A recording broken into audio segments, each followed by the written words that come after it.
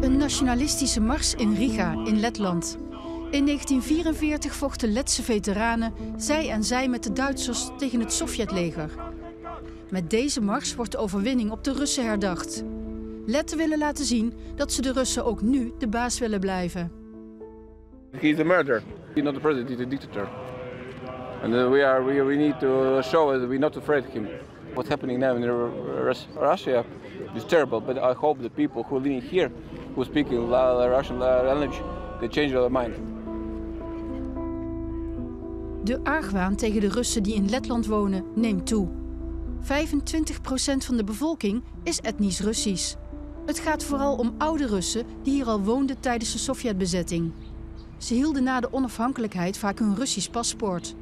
Maar zijn ze loyaal aan Letland? Analisten zien hoe de samenleving hierover polariseert. After the war started, this ethnic nationalistic viewpoint took over. And from the one side, that was sort of inevitable in case of Latvia.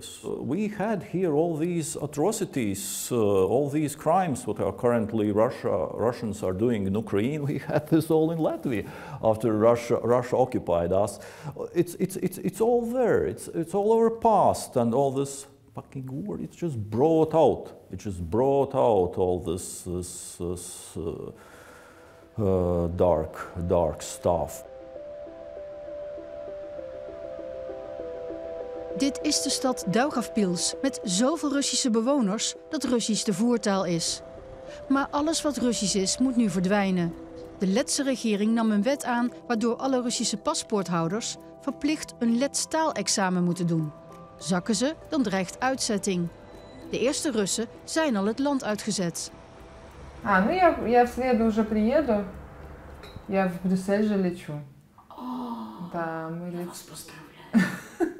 поедем эту петицию защищать. Russin Olga Petkevitsja leidt het verzet tegen het taalexamen.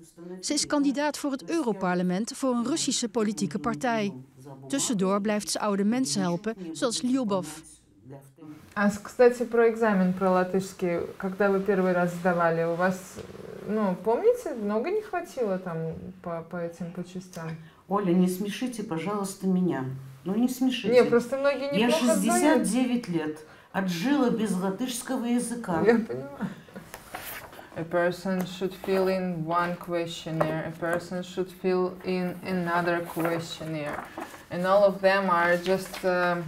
They are very complicated. Like a person speaking Latvian in basic level doesn't understand them. They try to forbid everything because for them Russian equals Putin. Het idee voor het strenge taalexamen kwam van de nationalistische partij in het parlement. Ze vinden oude Russen die niet geïntegreerd zijn niet zielig, maar eerder gevaarlijk. Dat zag je ook in Oekraïne. There have been numerous cases where particularly the older people are the ones who remain in occupied territories, and they provide information like, they saw the unit going there and here, the Ukrainian unit, or there's Ukrainian stockpiles hidden and so on. So don't underestimate that its age sometimes can be very decisive as well. Russen in Letland geven niet gemakkelijk hun politieke mening. Toch blijkt uit onderzoek dat vooral ouderen weinig loyaal zijn aan Letland. We see that Russian speakers, many are very unhappy, but they are not very loud because they understand that there might be consequences. For some period of time you can push under the carpet such things, but sooner or later these problems, these tensions somehow materialize and they would come into the surface.